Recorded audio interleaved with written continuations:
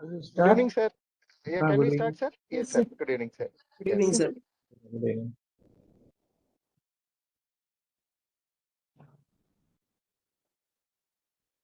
Good evening, respected professor and my dear students. I welcome you all to another session of RAISA DNB online activities, academic activities today.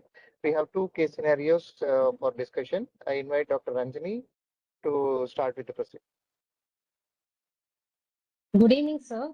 Good The evening. topic Before you start, I just want is to say these two case scenarios, as all of you would have experienced in your PAT exams and other exams, they are considered as short cases.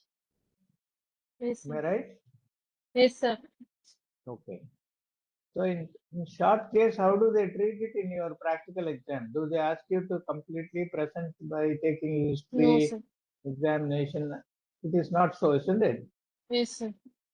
Okay. So in the same manner, I would like to make it a question answer session.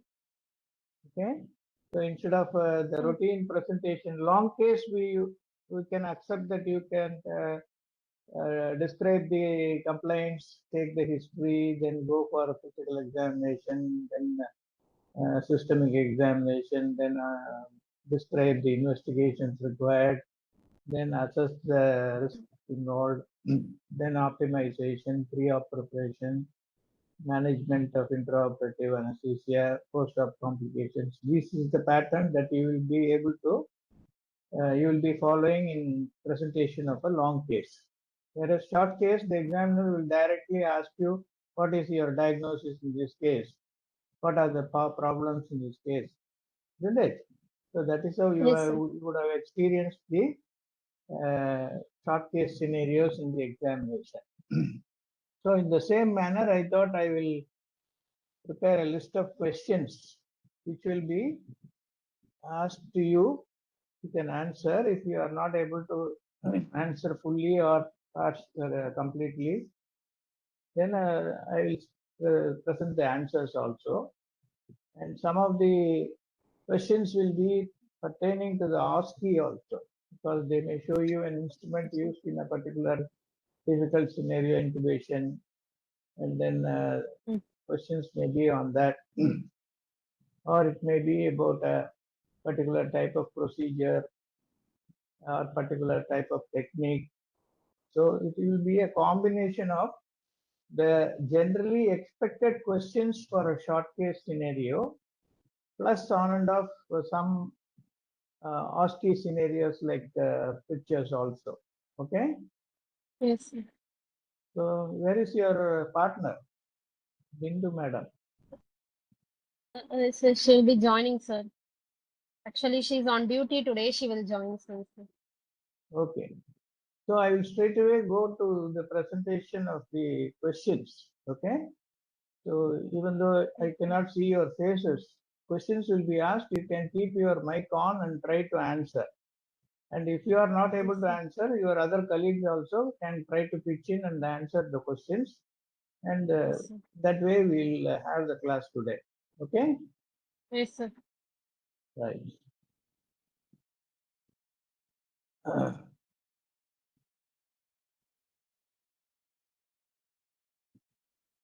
Is it visible? Yes, sir. Okay.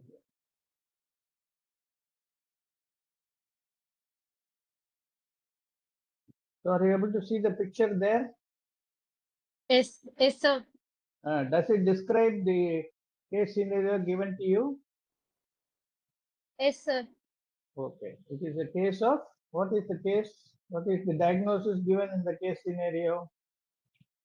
It's a 3-year-old female child posted Ah. for repair of left-sided cleft of primary and secondary palate for both in repair in single settings, sir. Single sitting. Okay. Is it, Yes, sir. anything missing in your description? Are you reading the question fully? Yes, sir. You omitted the word complete cleft of the primary and secondary palate, isn't it? The question says that. Yes, sir. Is Yes, it sir. of importance or not? Yes, sir, it's Say complete important. or incomplete. So what is the It's importance of important. having a complete cleft on the left side? Com complete cleft, it's Now you are I seeing the mean, picture. You are able to yes, see sir. the case scenario. Yes, sir. So what is the difficulty you may experience in this sort of patients? Anticipated difficult airway, sir. And Now, it, why difficult it's going to be? uh, What is the exact difficulty you will face? difficult in mask ventilation. Hmm. I mean, Palate a mask leak in ventilation that may not is be. Hmm? Scopy, laryngoscopy will be difficult, sir. Why? As in, Why? Laryngoscopy, why it will be difficult? it will hinge in the, it will go in between the clefts, sir, and will get Ah, stuck. like fantastic. Who is answering that? So Bindhu here. Bindu, sir. Bindu Bindu has joined, sir. joined. Very good. So that is the most important difficulty, especially Yes, when sir. they say left-sided wide cleft palate, left lip and palate. It is a important thing to anticipate difficulty because the what type of blade you are using normally for intubation in your laryngoscope? Macintosh. Macintosh. Macintosh. So it has Yes, a sir. flange which is projecting, isn't it? It is not a flat Yes, sir. surface. So the flange will go and get caught in the. So how to overcome that? We can use We many can keep blades, a sir, gauze straight. roll. So you can keep a roll of gauze in the cleft and Yes, sir. include the cleft, or I'll show you how it will be done later. So the uh, okay, this is the case scenario. 3-year-old female child with complete cleft of left-sided primary and secondary palate. I have highlighted all these things separately. And repair in both in the same sitting. What is the importance of this?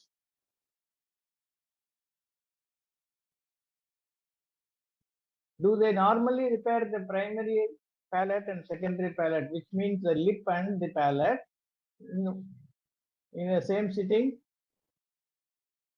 No, Usually, sir. no, sir. Usually they don't do it, isn't it? Why? Yes, sir. Yes. Why they don't do it? What is the ideal time to operate on the lip? 3 Once, weeks, sir. 3 months, Huh? 3 months, sir. 3 months. Yeah, at the end of 3 months or before Yes, sir. the as early as possible. Okay. So Yes, sir. why they want to operate on the lip first? Why not the palate first? Because palate causes more difficulty in feeding, in airway obstruction and all these things. But why lip is always repaired first? It grows faster than the palate, sir.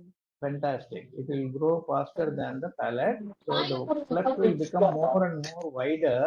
And when it becomes very wide, approximation of the tissues will be difficult and it will cause a tension on the suture line. Suture. So post-operative wound dehiscence will be more common. And that is the reason why they want to operate the lip first. But in cases like this where ignorance have not brought the child to the hospital, parents usually wait at home. Usually it happens in the rural areas. They don't know that it can be corrected. And they bring the child very late to the hospital.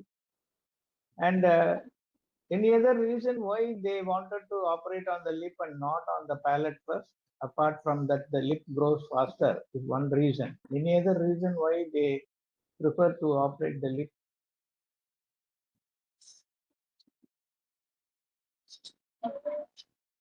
Huh? Feeding and also Suckling. The child suckling. will be able to suckle. Okay, if the lip is intact, it will be able to have a normal breastfeeding by suckling. That is the second reason.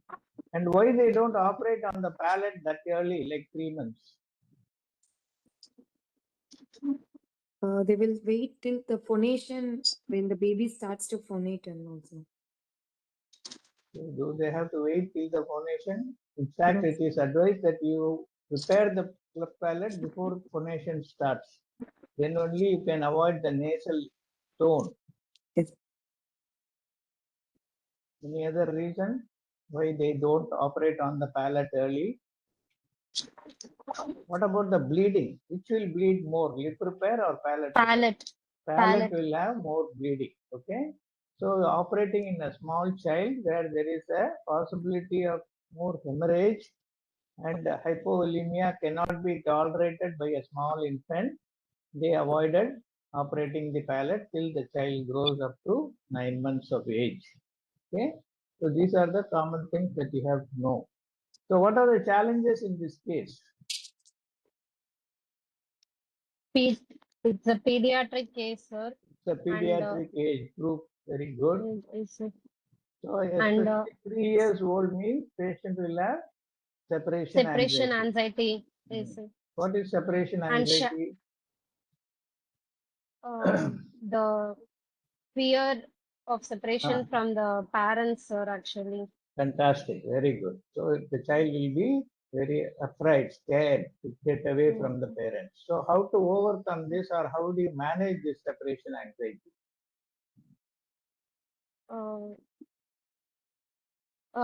We can bring the actually the mother to the preoperative area till there.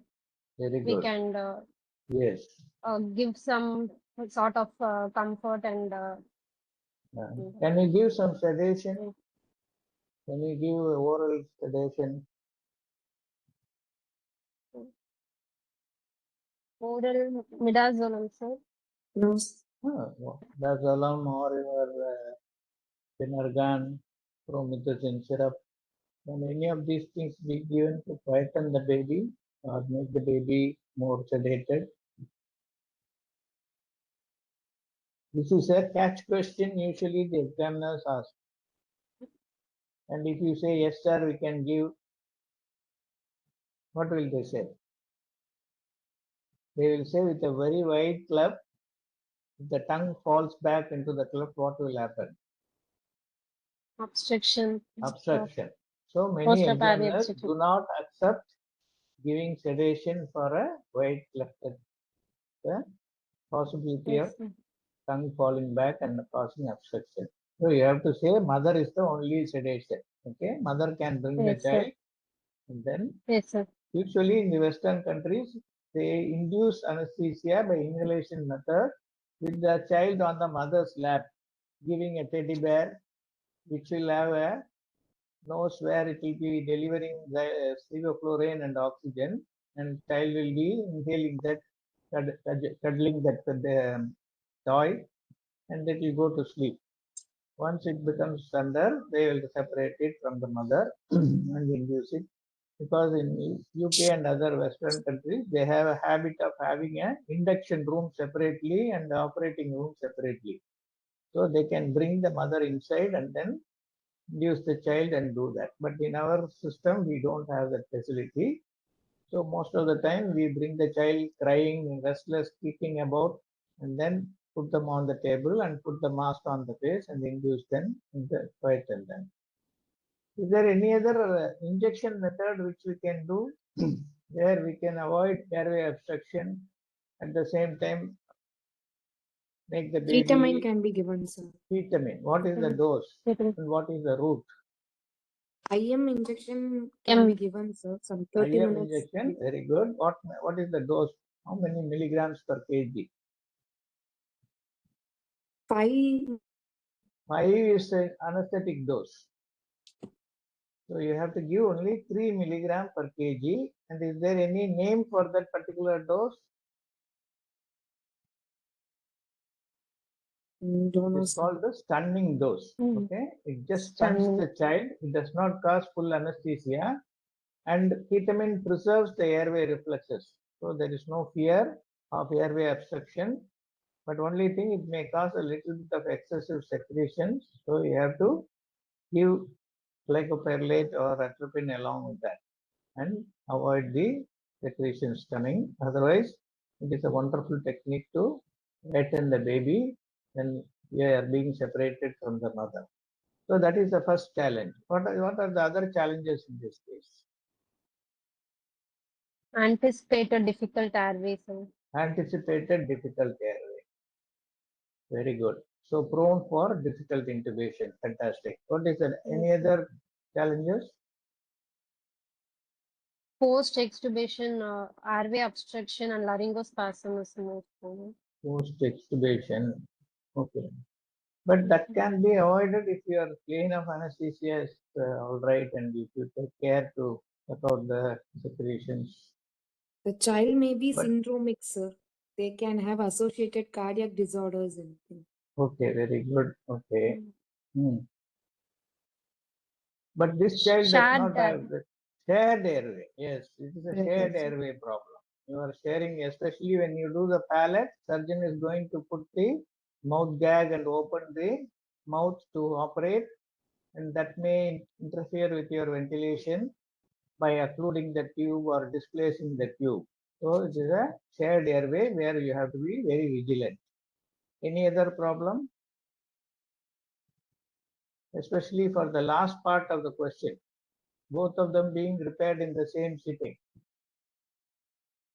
bleeding. Blood loss. Mm. Yes, sir. So Blood both loss. palate repair in the same sitting, possibility of long duration. So long duration, what can it produce? What are the problems? Supposing the surgery goes on for 3 hours. Surgeon is a beginner and he takes 4 hours to complete both the lip and palate. What are the possibilities of complications that you can face? Airway edema is possible. Airway edema, okay. Cold operating theater, operating on a small baby, Hypothermia. hypothermia. Hypothermia. That is a very, very important thing you have to Hypothermia. keep in mind. Okay. And position with an extension in the neck. Isn't it? So pressure Yes, sir. points have to be taken care of. And blood loss. Both the things operated in the same sitting, chances of more blood loss. So these are the 4 challenges that you have to keep in mind. Now coming to the next question. What are the important points to be elicited in the history in this case? In this sort of cleft cases? Feeding history and Huh? feeding Feeding history. difficulties. Okay. Before feeding, the child is born. You don't want to get Birth the birth history, sir. history first. Yes, sir. So Birth what are history, the sir. birth histories you want to know? Antenatal history regarding the mother is on any anti-seizure medications Very good. or Antenatal any other history of the mother. Okay. any other congenital anomalies noted in the scan, Hmm. especially BSD, ASD. We have Okay. to note it down, sir. Okay. and Hmm. and any history of Infections, recurrent Hmm. viral infection respiratory history. infection. Okay. Rubella, smallpox, viral infections. Okay. That's all about the mother. What about the baby? Recurrent respiratory tract and ear At infection. birth, what is the important thing you want to ask about the birth of the baby in any pediatric case?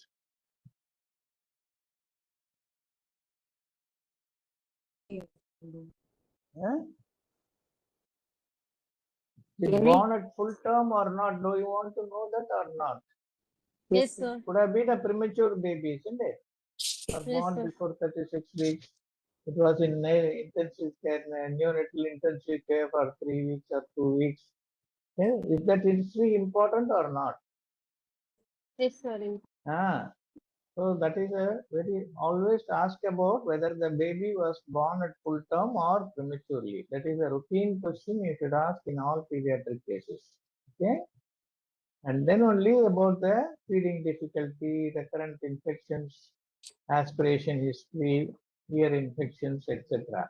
Okay, so the consanguinity among parents and whether there is a family history of cleft lip and palate present or not. That is the first thing you want to know. Antenatal history of exposure to drugs or viral infections in the mother. Birth history, premature delivery or not. History of respiratory difficulty in the neonatal period, especially if it is a Peary-Robin syndrome sequence. history of feeding difficulty and how it was overcome, weight gain and developmental milestones delay, detection of associated congenital anomalies soon after birth. Nowadays, immediately after birth of any baby, whether it is by normal delivery or a cesarean section, a pediatrician or a neonatologist immediately comes and examines the baby completely head to foot. And if there is an obvious cleft lip and palate, we would have checked for associated cardiac anomalies or renal anomalies. Okay, so whether that was noted and documented at the time of birth itself is a very important history. And speech defect in a child, because this case scenario says 3-year-old child, it would have started speaking. So whether any speech defect or nasal quality of speech is important in older children, and history of any complications during earlier surgery. Supposing this child had undergone first lip surgery and then comes for palate surgery later, they could have recorded any difficulty in intubation or any intraoperative complications or post-op problems. All those things could have been documented earlier. So, history of earlier surgery in a child who is coming for a repeat or secondary procedures. So, what are the investigations you want to do in this case? Routine blood grouping, cross matching, and complete blood count, Okay. and echo to rule out any murmurs or congenital anomalies, Okay. and chest X-ray to rule out recent respiratory tract infections. Very good. So, And blood count only for anemia? also WBC. WBC count total will count. also tell you about Yes, sir. the presence of active infections. Okay, so that is Infections. also another important thing you have to do. Very good. So CBC to rule out anemia, rule out infection. Like checking about total blood count and RBC count and hemoglobin, and WBC count and the various fractions. X-ray chest for repeated aspiration during feeding. EKG and echo in cases of associated congenital cardiac anomaly. X-ray head and neck in cases of Peary-Robin syndrome Difficult airway. and difficult airway. What are the pre-op optimization to be done in this case, and what instructions will you give? Preoperatively, ENT pediatrician and dental opinion should be obtained, sir. Okay, To it's a team effort. It's a multi-systemic team, multidisciplinary cardiac. multidisciplinary approach. Okay, but from your point of view as an anesthesiologist, what are the things that you will look into, and what are the things you will try to advise for correction?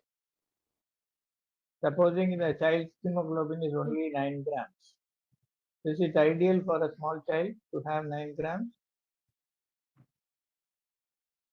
What does it indicate? The child Nutritional is clinically deficiency. also anemic. It is a nutritional problem, isn't it? Child has not been taking adequate nutrition, so it could have been nutritional anemia. So you try to correct it, because this is not an emergency surgery; it's an elective procedure. So whatever correctable causes are there, we can try to rectify them before taking up these cases. So you can, correction of anemia is very, very important. Anything else?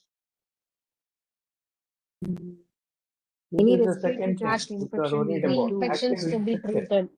Will you To take be up the treated. case when there is an active chest infection No, sir. or ear No, infection? sir. No. No. So treat chest or ear infection. This is the second thing. The child should be infection free. No fever, no cough, no foul smelling discharge from the middle ear. Nothing should be there. All should be adequately treated. Then improve nutrition by proper feeding and check for weight gain. Mm. And NPO advice. This is a common question the examiners ask you. What is the NPO advice you will give in a pediatric patient? What is the current guidelines? 6 hours for solids and Solids, very good. formula feeds, sir. And Oh, 4 hmm. hours for Breast breast milk. milk Breast and 2 milk, hours for clear 2 liquids. hours for 2 clear hours for liquids. clear liquids. Okay, very good. So that is the, and blood grouping and saving to be done, because this is a surgery of both the lip and palate in the same sitting.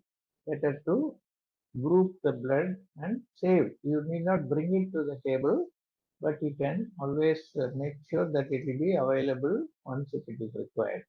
Okay, right. And treatment in older children with separation anxiety, especially if you don't anticipate any airway obstruction. That can be also given in the form of stunning dose of vitamin on the OT. Right. Now, can you narrate all the steps? Have you done a lip and palate? Have you No, sir. seen or No, sir. No, sir. help? You have not seen in your future. Mm. Okay, whoever has seen now, they can. The other two, Kamal and Damodaran, have you seen a lip and palate being operated? Are they there? Yes, sir. Can you describe the steps in the management of a case like this, one by one? Sir, first from the pre-op area, we try to we make the baby feed or we just no, sir, we just take the baby from the mother. We take to the theater, induce the baby, put a microlaryngeal cuff tube or put the south ray tube and probably yes, sir. We put a south ray tube and then fix it to the ventilator, sir. So I think the surgery usually. When the examiner asks you what are all the practical steps, you have to include all the drugs that you will give, how Okay, do sir. you give, what is the dose, how do you ventilate, how do you intubate, Yes, sir. okay? And what is the maintenance agents that you use. Everything should be described. That is what is Yes, sir. called the practical management of the case. The examiner sometimes asks you all the practical management step by step. So you should practice telling them what all you do. This exactly, that is nothing but your practical experience. How you Yes, do the sir. case, that has to be described in a sequential, orderly manner in your exam. That is what is expected. Okay? Okay, sir. So, yes, sir. First, basically, we take the baby, induce the baby with, make the baby, induce the baby with sevoflurane induction, and Okay. try to Sevoflurane with put a what? Only sevoflurane? 100% oxygen with sevoflurane, sir. What are the techniques of inducing with sevoflurane? Sir, uh, Step I up and step down. Step up and step down. step up. Very good. Yes, sir. Step up So and you step down. have Yes, sir. step up and step down technique. Step up, And you gradually increase from 1% to 2, 2 to 3, 3 to 4. What is the maximum percentage you can deliver with your vaporizer in the machine? 8%. 8%, sir. 8% of sevoflurane. How Sevoflurane. much is the desflurane? Sir, 12, 11 or 11, 12%. Desflurane, how much is maximum percentage in the vaporizer setting? Have you all used the desflurane vaporizer machine? Yes, sir. Yes, sir. All of you would have seen, isn't it? Yes, sir. Seen, sir. 18%. Desflurane gives maximum 18%. Okay, whereas sevoflurane delivers maximum 8%. So you can increase 1, 2, 3, 4 like that and go up to 6% in 100% oxygen. Or you can start with 8% and gradually decrease. And a step up is more safer than step down because a sudden exposure to a very high concentration may sometimes lead to severe cardiac depression. Right. How do you know that the child is now reached the surgical plane of anesthesia? What are all the clinical evidences or symptoms or signs rather, which is indicative of adequate plane of anesthesia for you to proceed? The breathing of the child will be, respiratory rate will be reduced. Great, very good. Lax abdomen. Very good. eyeball is fixed to central position. Eye sign is the most important thing. Respiratory rate will decrease, depth will increase, because initially the child who is conscious, when you put a mask on, that will be apprehensive and will be breathing rapidly and in a shallow fashion. But once it inhales adequate quantity of inhalation agent and goes to the surgical plane of anesthesia. Who described the various planes of anesthesia? Inhalation, induction. Giddens. Sir Arthur Ernest Goodall. Okay. His full name is Arthur Ernest Goodall's classification of stages of anesthesia. With what agent did he describe the stages?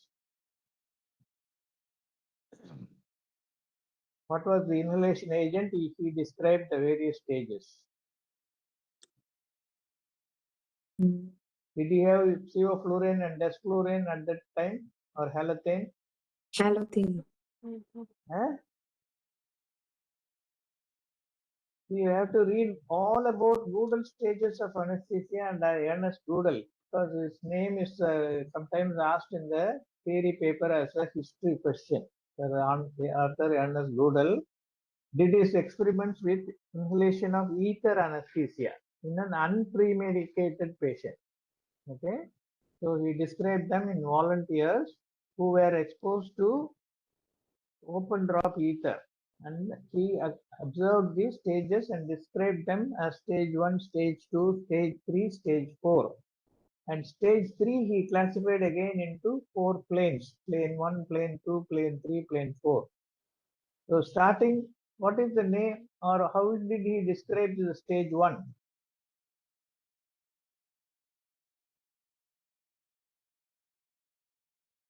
I think none of you have read about this. Analgesia or Stage of disorientation, sir. analgesia or induction. Analgesia or disorientation, sir. That is the first stage. What is the second stage called? Excitement or delirium, sir. Stage of flight or fright response. Okay, otherwise also described as stage of flight or fright response. And from stage 3, plane 2 only, the surgical plane is approached, where you can induce a nociceptive stimulus without a reaction from the patient. Okay, so the same way, at that time he noticed the respiratory changes, he noticed the muscle tone, and he importantly noticed the eye changes. So during the first and second stage, what will happen? The eyeball will be roving, moving right to left or upside down, up and down. Okay, it is called the roving eyeball. But once the person or patient goes to the stage 3, the eyeball will come to get fixed in the central position, and pupil also will start slowly dilating. So that is the correct estimation of the adequate plane of anesthesia. So what will happen if you try to insert an IV cannula in an inadequate plane in the first or second stage in a baby? The baby can go for spasms. Pain. Baby can go for Go into spasms. what spasm? Laryngospasm. Laryngospasm. You have to describe correctly. It's called that sort of stridor or noise will happen. That's called laryngospasm. Okay, so never attempt to secure an IV line in an inadequately anesthetized child. That is a very, very important practical point you have all to remember. And similarly, never attempt to intubate or extubate in a partially recovered child. Okay, the child should be either fully awake or it should be fully deep, still in the surgical plane. Then only extubation is safe. Otherwise, in children, it will immediately produce laryngospasm. And once laryngospasm happens, what can happen? What is the sequelae of laryngospasm? Negative pressure pulmonary. Pulmonary edema. Negative pressure pulmonary edema. Will it go be so fast? Desaturation will be happening. Desaturation. If hypoxia occurs, what will be the cardiac response in pediatric? Bradycardia will be there. So Bradycardia and arrest also Arrest. can happen. Okay, so that is a very, very dangerous complication that you have to avoid. So laryngospasm leading to hypoxia, hypoxia producing bradycardia. Sometimes the bradycardia will be so severe that may lead to cardiac arrest also. So it is your important duty to see that you don't produce a laryngospasm in a baby, and you must know how to manage laryngospasm. Laryngospasm is a theory question as well as practical question in the examination. I will not dwell much with that in that. You will have to see later when we discuss about tonsillectomy and other cases. So first step is in any pediatric case, yeah, OT temperature should be between 22 to 24 degrees because as I said, long operations in a cold ambience will cause hypothermia. Why children become hypothermic faster than adults?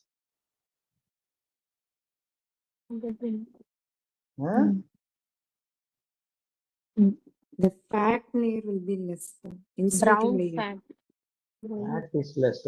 Chubby child fat will The body surface area This is area is larger, low, sir. okay, compared to the adult surface area. Okay, the head itself is so big, so they lose heat faster. So first and foremost is to keep the ambient temperature and make sure that all warming devices are there. The plan of anesthesia for this surgery is GA with endotracheal tube intubation. Okay. So connect all standard monitors, including temperature monitor, and a precordial stethoscope is a must for lip and palate surgery. Why?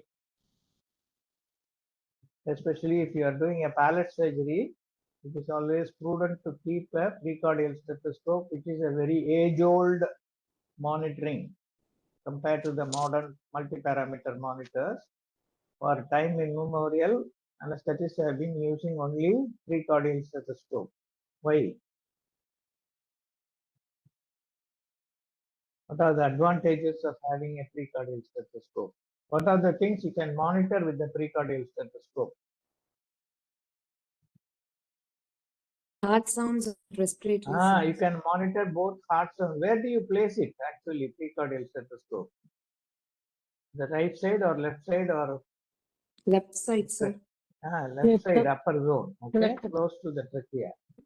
So when you place it there, you can monitor not only the respiratory sounds, but also the heartbeat sounds.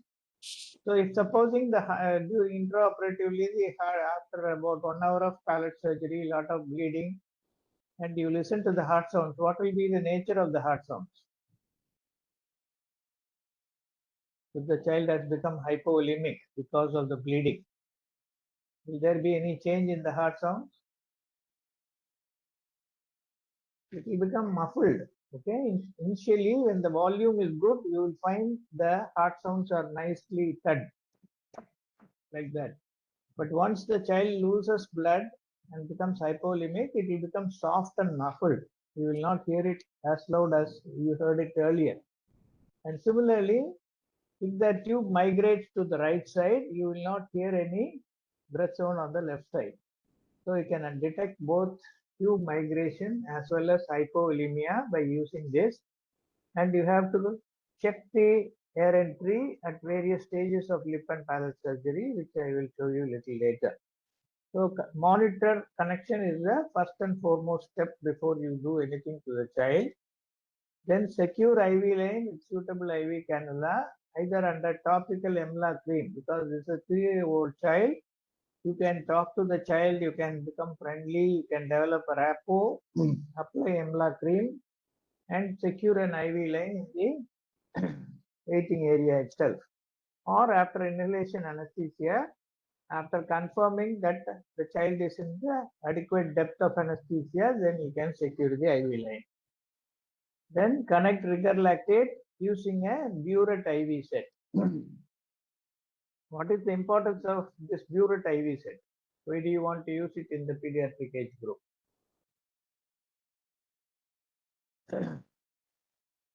Fluid calculation would be better. So fixed. You can calculate the body weight basis fluid so that you don't overhydrate or give excessive fluid to the child. Okay. So what is the fluid calculation in pediatric patient?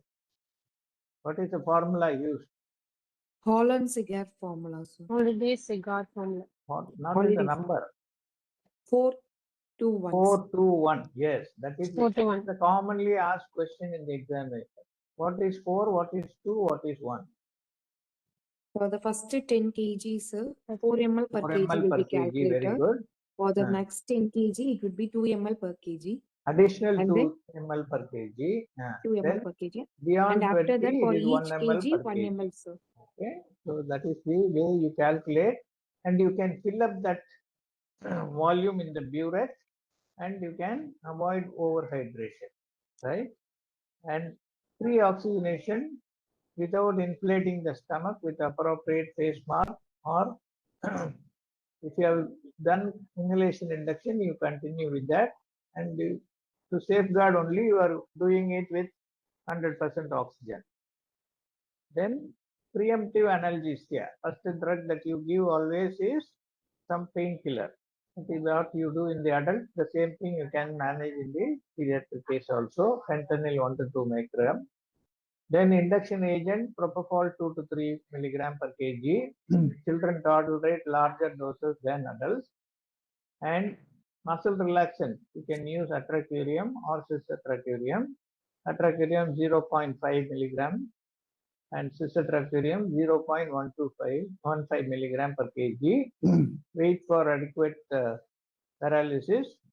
Then intubation with appropriate size oral south pole ray tube. Okay. Then connect to Jackson-Rees breathing circuit, or nowadays you are all used to the anesthesia ventilator and workstations. You can connect it to the ventilator also, or assist ventilation with oxygen nitrous oxide and sevoflurane or isoflurane, and check air entry by 5-point auscultation after intubation. Fix the tube properly and position the child with the head in the extended position on a pillow, and check air entry after positioning the child also. So once after intubation, before fixing it with the plaster, you must check the air entry. Then after positioning, because the neck is going into the extension position, what can happen to the tube when you extend the head and neck? Will the tube migrate out or go inside?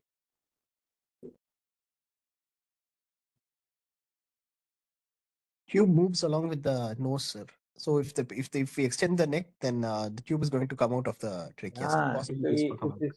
Chances of extubation are more, because if you are not used the proper size tube, the chances of extubation or tube coming out of the trachea is more.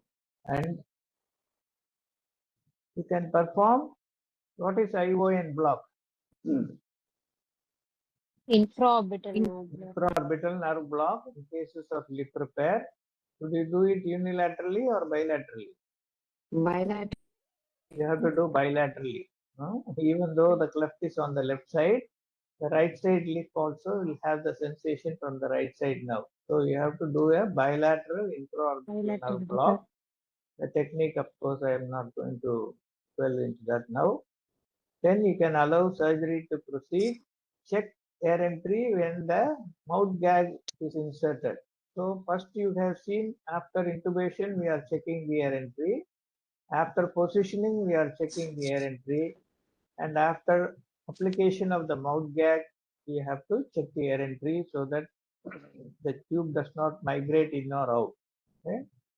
So maintain anesthesia by controlled ventilation using volatile and intermittent muscle relaxant. At the end of surgery, allow spontaneous respiration and reverse the residual muscle relaxant effect with adequate doses of neostigmine. And check the oropharynx for any packs or blood clots before extubation. Use your laryngoscope. After the surgeon has removed the mouth gag, you put your laryngoscope and see whether if he has left out any gauze packs or cotton buds or any blood clot is there, and suck them out and clear the airway and extubate when reflexes are fully recovered. Lie the child in lateral position. So remove the baby from the pillow and extended position and turn it to right lateral or left lateral, and then extubate the child in that lateral position itself. Okay, and then transfer the child to PACU. So these are all the steps which you do normally practically in the OT, which sometimes the examiners expect you to answer in the exam also. So remember the doses of drugs, the step-by-step method of anesthetizing the child. Now, I'm showing you a few varieties of clefts. Can you identify them? What is this? Cleft lip, sir. Is it a complete cleft lip? Incomplete, sir. Incomplete. Incomplete. It is not even incomplete. It is not going into the upper part at all. So this is called the notching of the upper lip. Okay, micro form of cleft lip. It is called a notch, just a small dimple. What is this variety?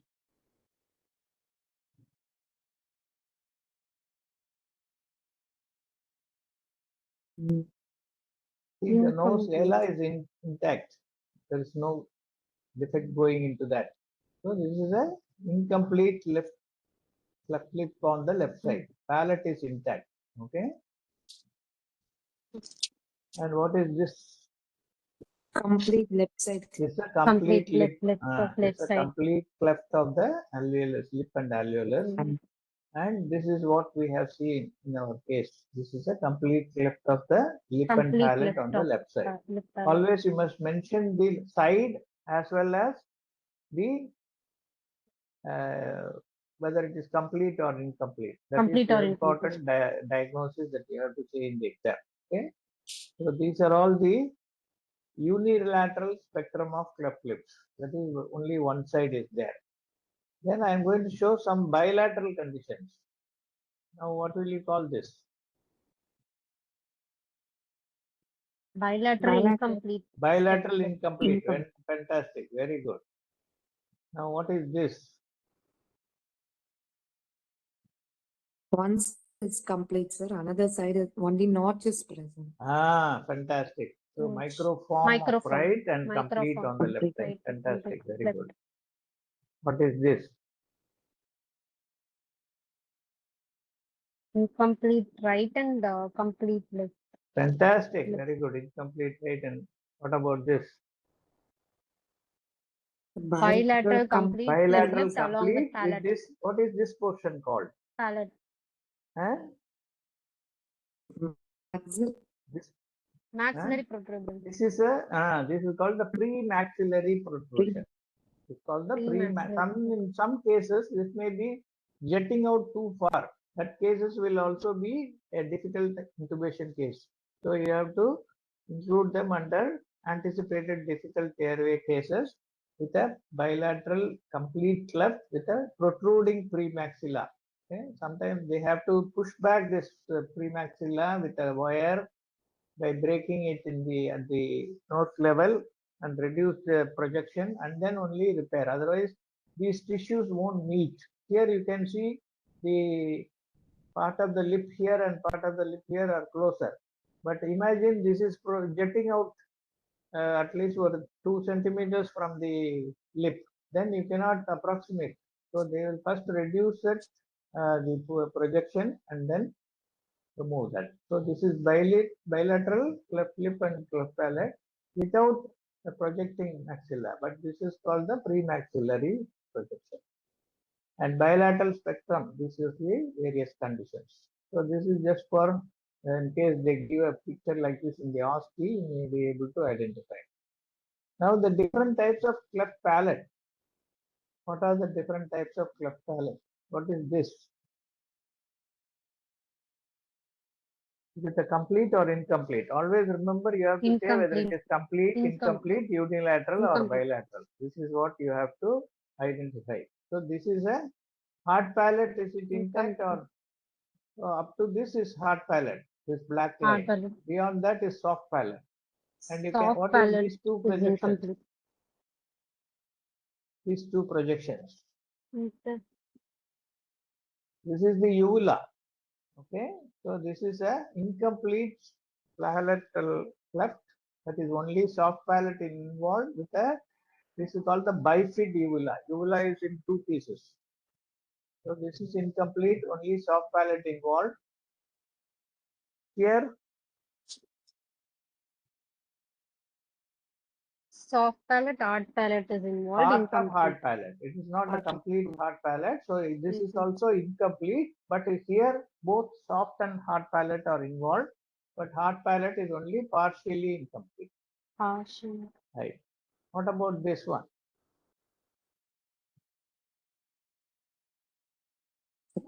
Complete. Yeah, it's a Complete. complete one, going up to the alveolus. Accordance of Okay, that. so this is the complete on the left side. Okay, so this is the left-sided one. What about this one? So bilateral. Complete bilateral. Complete Soft. bilateral. Fantastic. The bill complete bilateral. And what about this condition?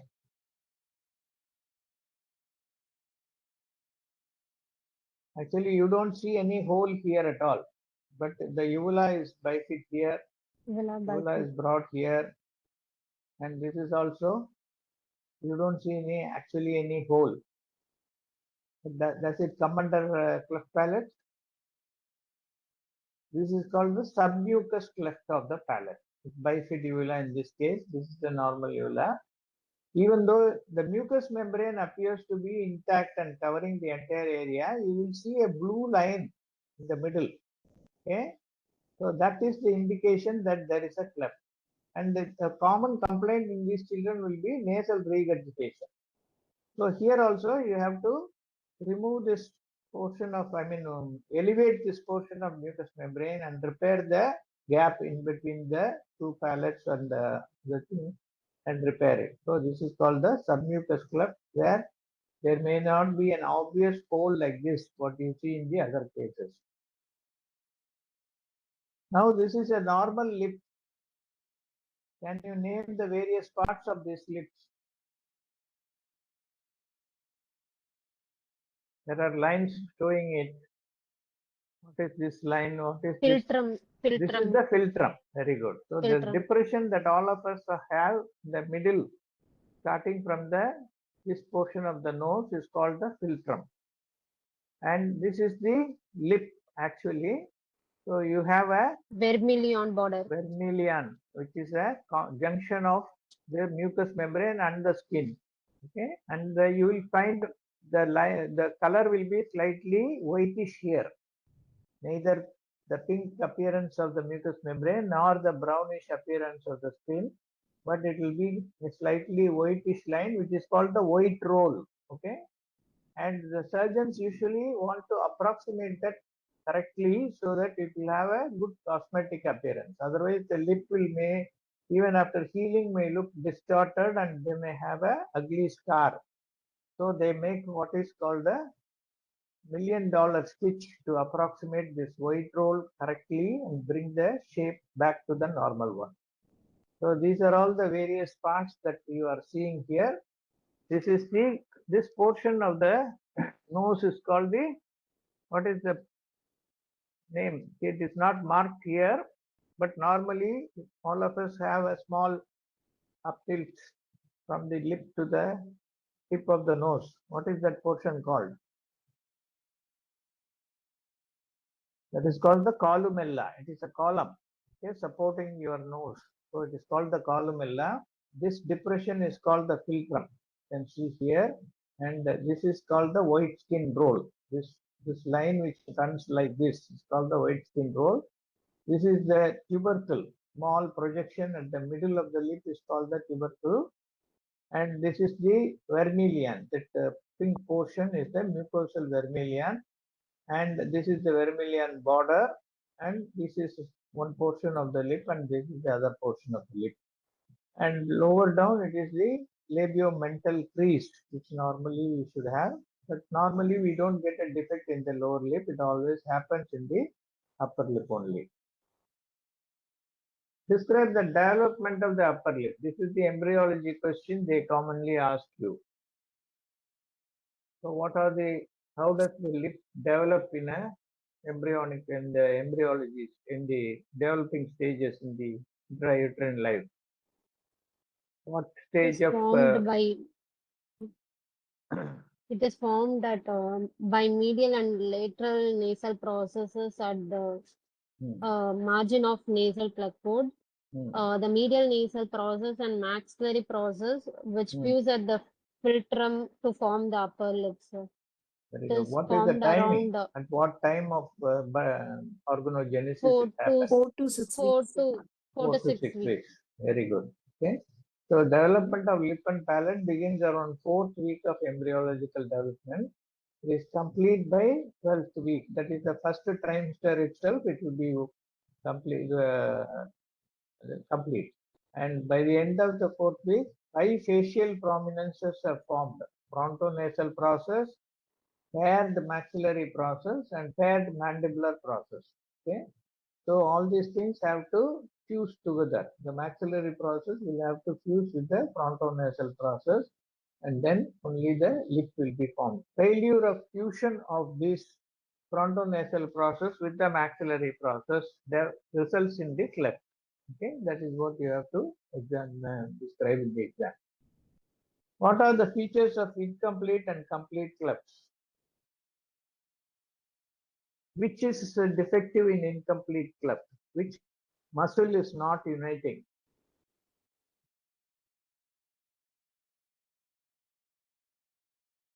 What muscles form the lip?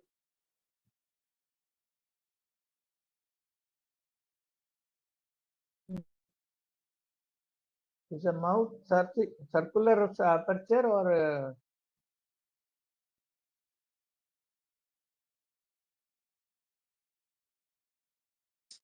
what is the muscle covering your eye? Orbicularis oculi. Orbicularis oculi. So for the like mouth, Orbicularis oris. orbicularis oris. Okay. So incomplete muscle fibers of orbicularis oris are often they are intact but hypoplastic, and various degrees of clefting will be there. So the muscle which is lacking there is called the incomplete development of orbicularis oris muscle in incomplete cleft. Whereas in complete, the orbicularis oris inserted at the columella. As I said, this is the columella, this portion, which is the it's like a column or a tune in the Tamil lesson. So that is why it's called the columella. So orbicularis is part of it is attached here, part of it is attached to the ala, okay, laterally. So they have to bring both this orbicularis muscle by dissecting the mucous membrane and bring them together and attach them. That is the repair that is being done. So columella is displaced to the normal side where there is no cleft, and the ala is pushed away. So that is the main reason for the cleft. So they have to bring it back close to each other to the midline, and that is the main surgery that they do. What is the etiology of cleft lip and palate?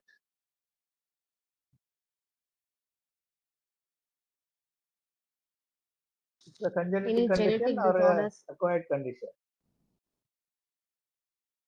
Congenital Congenital sir, condition. and Okay? also So it can be genetic factors running in the family. That's why you ask for a family history of consanguinity yes, and whether their parents have the same problem.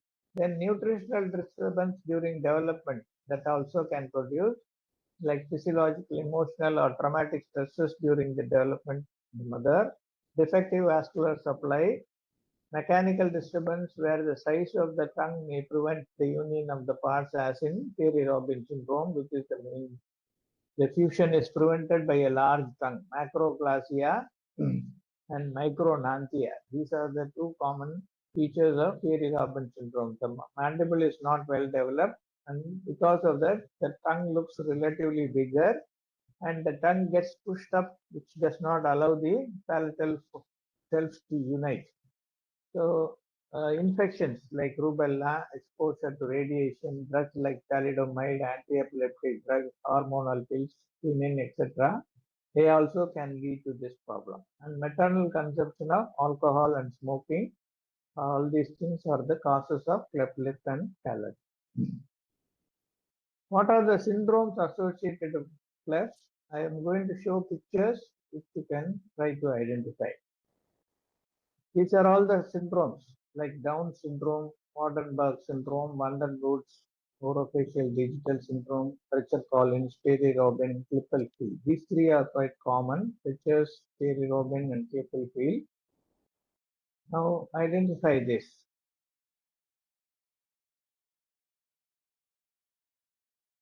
What syndrome is this? It is associated with the complete cleft. Down syndrome, fantastic. What are the features of Down syndrome?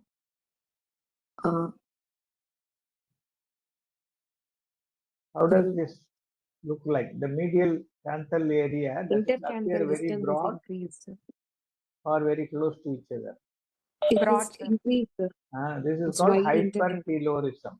Okay, so Down syndrome. Very good. What is this? You are seeing a what type of cleft is this?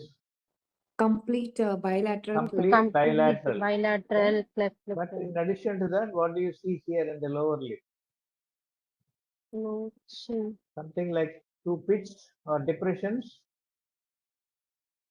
So this is called the Van der Rohe's pits or Van der Rohe syndrome. Okay. And what is this syndrome? The ears, are they in the correct position or lower position? Lower. So this is called the Treacher-Collins. If the ears are low set ears, midfacial hypoplasia, intraoral cleft palate, that is called the Treacher-Collins syndrome. What is this? Terry-Robin. You can see a straight angle. There is no chin formation at all. Mandibular So hypoplastic mandible producing a straight line. The mentohyoid is always straight. So that is the Terry-Robin syndrome of sequence. What is this? The child's neck is completely Klippel-Feil. Klippel-Feil. Yes. Right. What is this child? Can see what is the condition in this hand? Are you able to see? Is it visible? Are the fingers separate or united together? Syndactyly. Fantastic. What about the head? What does the forehead look like? Bossy forehead. So this is the Apert syndrome. Okay. So this is also will have congenital cleft palate alone will be present. They don't develop lip, but they develop palatal defect. Okay. So these are some of the syndromes. Who are all the members of the cleft team? Already, I think Ranjani started answering that. Yes, sir. ENT, cardiac, pediatrician, dentist, orthodontist. So you can have start from ENT surgeon, genetic specialist, plastic and oral surgeon, orthodontist, pediatric dentist, ophthalmologist, psychiatrist, speech therapist, nursing support, social worker. All these people form the team. What is the time schedule for cleft treatment? When do you start treating the cleft lip and palate? We discussed that earliest it is 3 months. prepared at the earliest 3 months. Okay, so birth to 1 month initial assessment, 3 months primary lip repair, 9 to 18 months palate repair, 2 years speech assessment, 3 to 5 years if necessary lip revision, 8 to 9 years initial intervention with orthodontics in preparation of alveolar bone grafting, etc. So these children go on coming for repeated surgeries. So what are the various formulas with which we can see whether the weight gain is adequate for age or not? What are all the formulas you know? Because these children may have nutritional deficiency, after estimating or measuring their weight, we must know whether their weight is correct for their age. So what formulas you can use to assess the weight of the child according to their age? At least name one formula. Which formula? Which formula? There are four Each. formulas I have mentioned here. One is called the best guess formula, then APLS formula, Veach formula. So this is commonly used, the Veach's formula, where 3 to 12 months you calculate by age in month plus 9 divided by 2. So for a 6 months old child, 6 plus 9 will be 15 divided by 2, it should be at least 7.5 kg. Between 1 year and 6 years, you multiply the age by 2 and add 8. Okay? For a 5-year-old child, you say 5 into 2, 10, 10 plus 8, 18 should be the ideal weight for the child. From 7 years to 12 years, 7 into the age in years minus 5 by 2. But more simpler method here is the hand method, where each finger represents the age in odd number 1, 3, 5, 7, 9. So start with the thumb as 1 year, index finger 3, middle finger 5, ring finger 7, and usual finger 9, and add 5 kgs for each year, starting with 10. So a normal child at the end of 1 year should be at least 10 kgs. If their birth weight is 3.3 or 3.5, triple the weight, it should be 10. You can add 15 for 3 years, 20 for 5 years, 25 for 7 years, and 30 for. So this is also another simple method of knowing that. What is shown in this picture, does it have any relevance to anesthesia? Prosthesis obturator. This is a plastic molded thing to fill up this gap to especially help in feeding, and it is called the obturator. Okay, so this can be made customized by measuring the defect. The orthodontic people will make it. So this is an obturator. It's a customized occlusion device to close the cleft. It helps in preventing nasal regurgitation during feeding the child, and also it can be used during intubation to avoid the laryngoscope blade getting caught, especially in the left-sided clefts. So if you, when you elicit the history, you must ask the mother whether they have this obturator. If so, you ask them to bring it and use it while intubation. It will be easy to intubate. What is being shown here? This is something of historical importance. And the picture to find out your observation skills.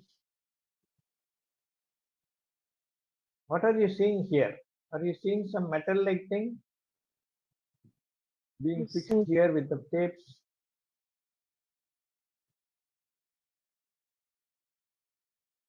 Can you all just say what you are seeing?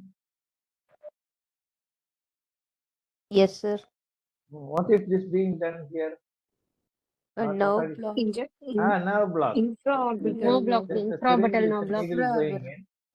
And this, of course, many of you may not be knowing, because this is called the Logan's bow. It's like a bow and arrow, you know. So it's a Logan's bow to prevent the tension on the suture line. And what type of tube they have used here for intubation? The tube is not yet removed. The child is been operated, already the lip has been repaired. Do you think this is a ray tube, South Pole, or some other tube? Some other tubes. What some other tube? Are Red you rubber seeing some tube. prior things going on? Yes, sir. The flexometallic tube. Flexometallic. Okay. So this Flexomet- is a Logan's bow and infraorbital nerve block.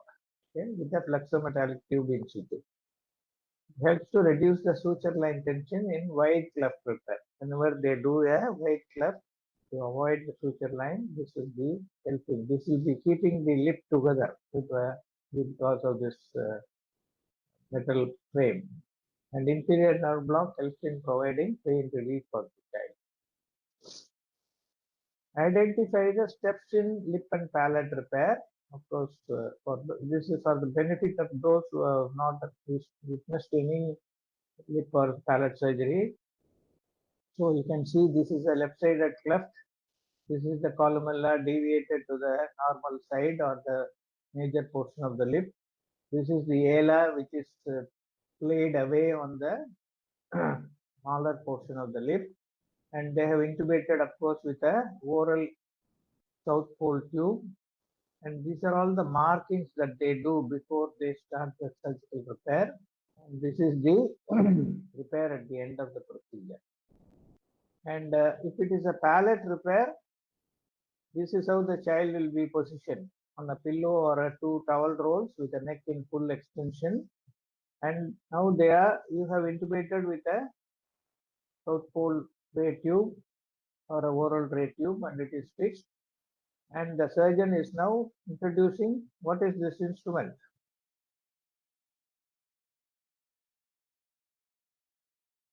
What is the instrument needed to open the mouth in mouth repair of the mouth gag? All of you would have seen a tonsillectomy being done, isn't it? At least if you have not seen a palate repair, you would have come across a tonsillectomy being done. So the instrument used is a mouth gag, and so this is the patient position for both lip and palate. Lip also they will keep this position only, and after they have put the mouth gag, you can see the endotracheal tube going in, and the blade is covering the tongue part of the endotracheal tube.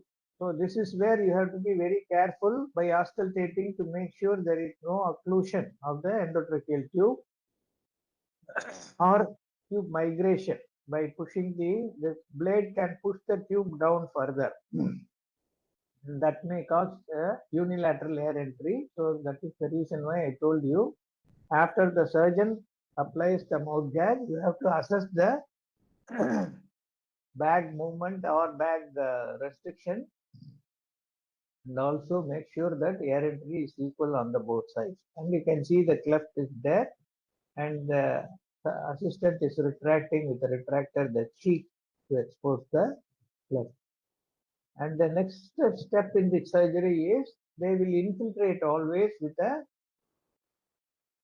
epinephrine containing solution or a dilute epinephrine for hemostasis.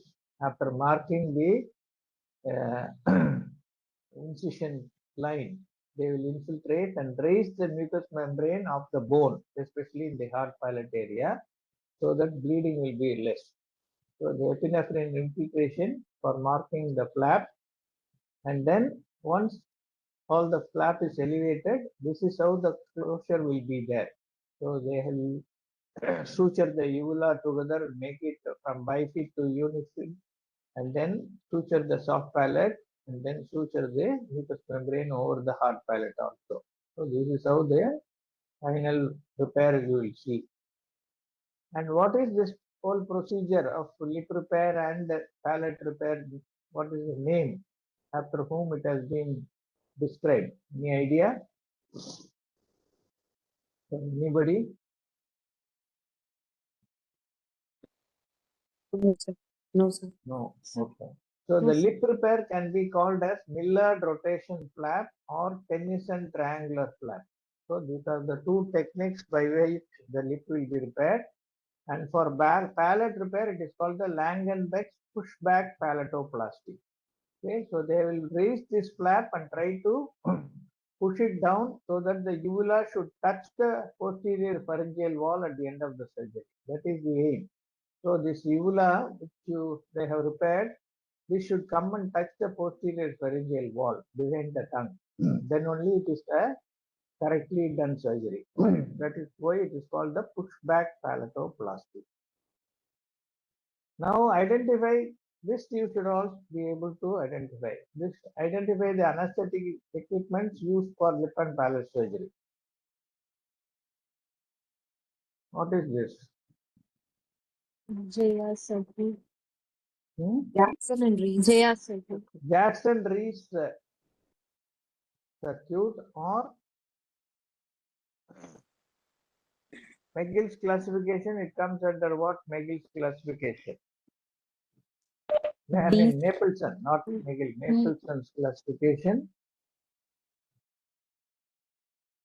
This is Under what category of Mapleson it will come? Mapleson E, sir. If it is attached with the bag, F. Mapleson E is only ISTPs. F, Mapleson sir. F. Okay. So these are all the, what is this? Face mask. Huh? Face mask. Face mask. Is the answer complete? Different size of face marks. Sir, Different from sizes of face mask. Is still the answer complete?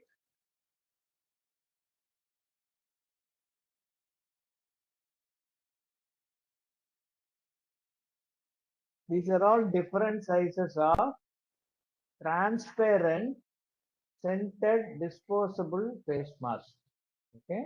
Of course, many hospitals we don't throw it away. We use it repeatedly.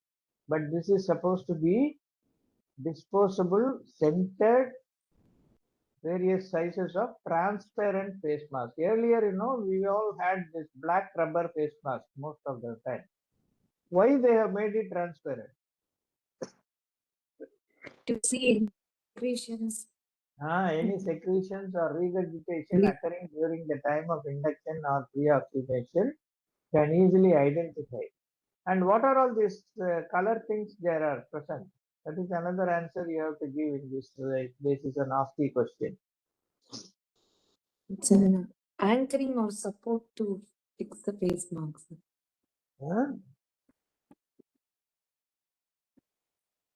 Any name for these hook-like things which are there?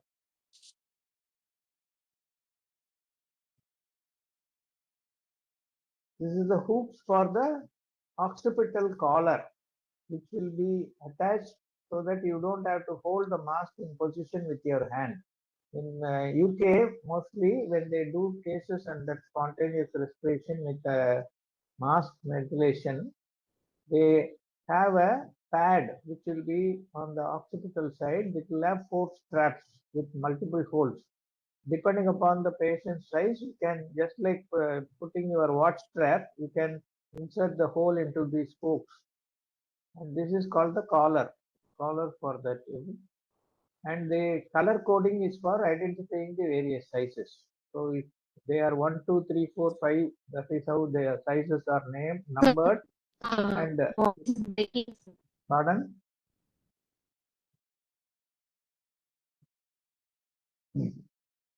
So transparent, scented, disposable face mask with color coding. Okay, that is the answer for this. What are all these things?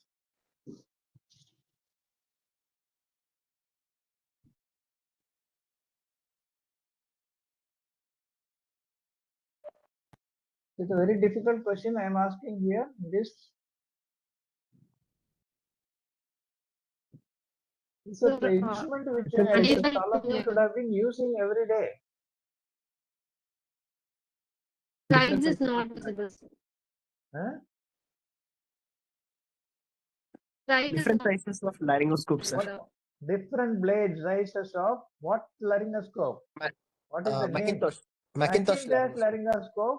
What is this a type of blade called? With a small gap here, how do you fix it to the handle? Is there any particular name for that? Have you ever removed and fixed this handle in yourself? Yes, sir. Daily usage? Yes, sir. This is called the Hook, hook on handle. Hook on. H-O-O-K, hook on. Okay, you have to just slide that hole into that rod that will be there. It's called the hook on. Earlier it was a screw type. Okay. So Macintosh laryngoscope with the different blades. And what is this picture? Where a person is holding the mask and his little finger is projecting onto the neck of the baby. Are you able to see that? Yes, sir. Yes. So, what is this person? This is a common technique most of the experienced pediatric anesthetists will use. Sir, burp technique. Burp technique, sir. This is a single-handed burp application. So instead of asking someone else to apply burp, experienced anesthesiologists, they will themselves apply this and intubate. Okay, so this is the single-handed burp application. Right. What is this tube?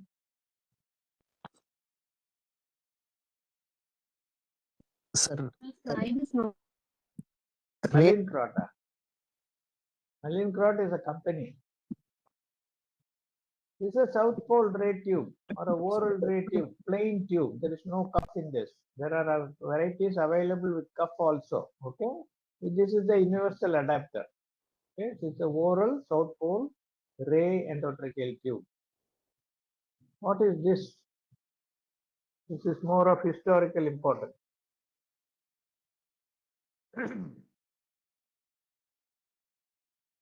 These are all various sizes of Oxford red rubber tube, which was used for lip and palate surgery before the advent of ray tube.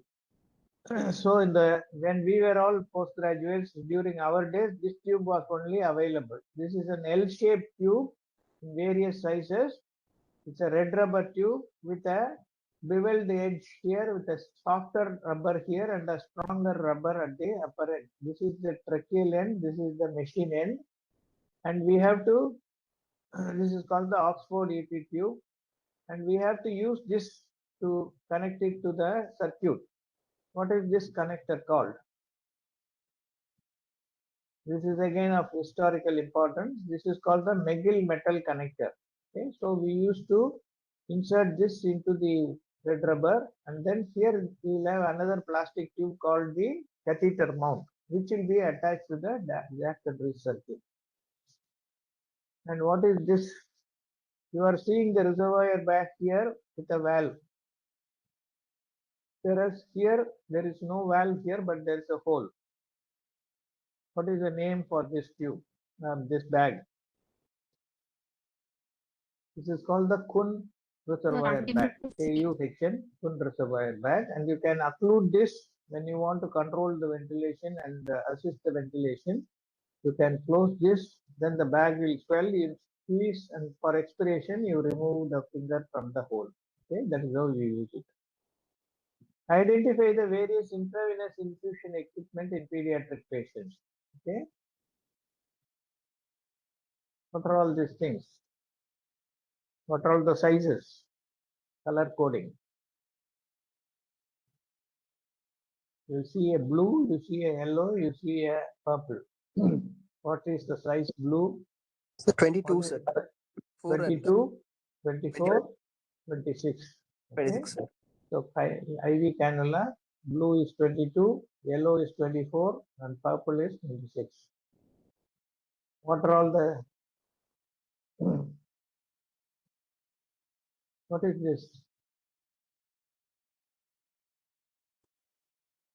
Three-way port, sir. Going so late for all this. This is a simple three-way. This is a three-way with extension tube. 10 centimeter extension. What is the length? 10 centimeters, sir. 10 centimeter. You have up to what centimeters you have? See, we have 100 centimeters extension. 100 centimeters. Okay. So 10, 25, 50, 100, everything is available. Okay. So because they don't have an injection port, this pediatric size cannulas usually do not have a injection port. So it is always preferable to attach a three-way stopcock or a extension tube with a three-way so that you can inject. And this is the Burette IV set. All of you would have used. And what is this?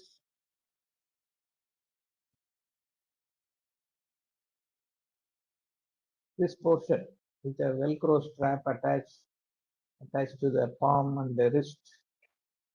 What is the name for this?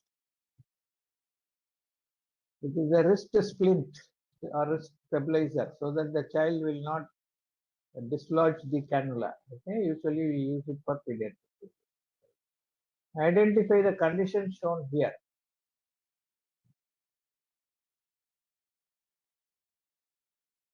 We have already shown this in an earlier slide. Pierre Robinson syndrome, sir. Pierre Robin, everything blows like time. What are the different methods used to overcome airway obstruction in these children? Supposing this child soon after birth, it struggles to breathe because of the airway obstruction, because of the small mandible, tongue going and occluding the palatal hole, and no air entry through the nose. What are all the methods of overcoming? That may be an emergency in the neonatal period, in some of the very severe types of peri-Robin sequence. What are all the methods you know of how to overcome that? So, Okay, if you have not seen, these are all the methods. One is putting a obturator in the mouth and trying to give oxygen through the nostril. Then the second method is performing an emergency tracheostomy. The third method is what is called the nasal trumpet. You can insert a nasal cannula, nasal airway, and keep it in position. And sometimes they also pull out the tongue and put a stitch, that is called lip stitch to the tip of the tongue in the mentum. Now, rapidly, points to remember when answering this case scenario. You should be able to identify the type of defect, whether it is unilateral, bilateral, or complete or incomplete.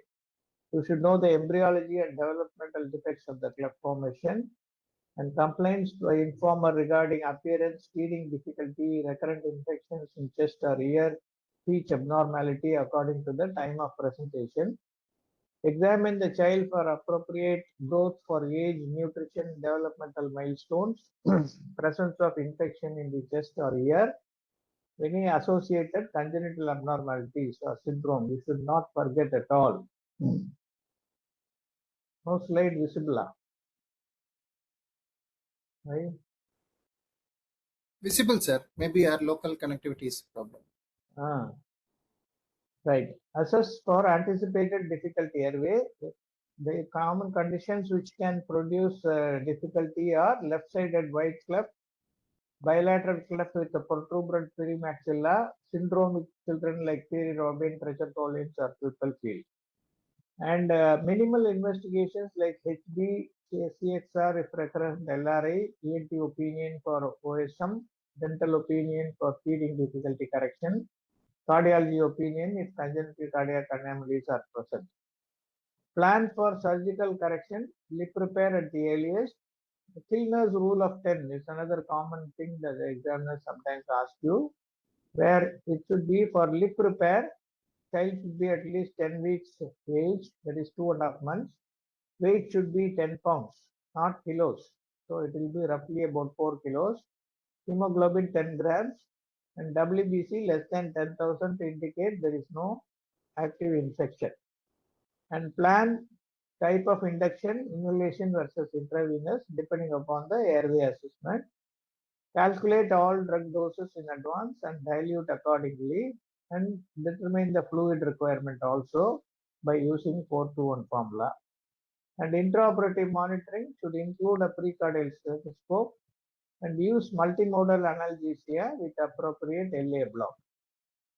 Now the challenges, mostly pediatric patients, infants below 1 year, so they can ask you questions about the difference in the anatomy between adult and pediatric. You may have difficult airway, problems sharing the airway with the surgeon, especially during palate repair, separation anxiety, and NPO guidelines, anesthetic technique to be planned based on the airway challenges, pharmacokinetics and pharmacodynamic drugs used in the infants to be learned well, and avoid 3 hypos: hypotension, hypothermia, and hypoglycemia. And infants desaturate faster because of low FRC and develop bradycardia. And positioning them for surgery may result in the loss of airway, that is, the tube can come out. Vigilance is needed. Post-op respiratory complications can be like obstruction, laryngospasm, aspiration. And reason for post-op restlessness may be due to the reasons are pain, hunger, or airway compromise, or separation anxiety. So you must identify what is the correct cause before sedating the patient blindly, which may further worsen the airway obstruction if you sedate in a case where the compromised airway. Right. So these are all the discussions on cleft lip and palate. Any doubts on